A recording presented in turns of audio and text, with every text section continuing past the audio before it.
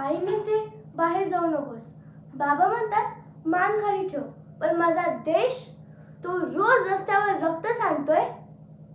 इंग्रज म्हणतात तू काहीच नाहीस, पण मला माहित आहे मी त्या मातीतली मुलगी आहे जिच्या कणाकणात लढण्याची ताकद आहे. आज मी शिरीष कुमारला पाहिलं.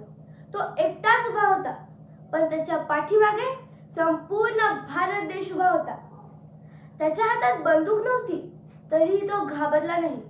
त्याच्या छातीत फक्त तिरंगा होता आणि डोळ्यात स्वातंत्र्य.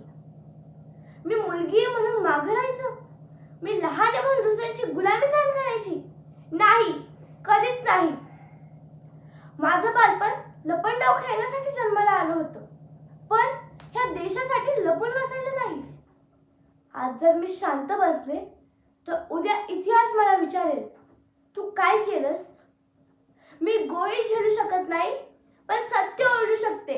मी रणांगणात मरू शकत नाही, पण स्वातंत्र्यासाठी उभी राहू शकते.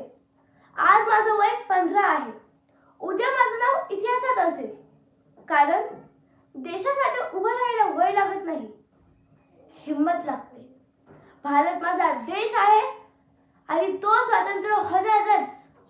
थँक्यू.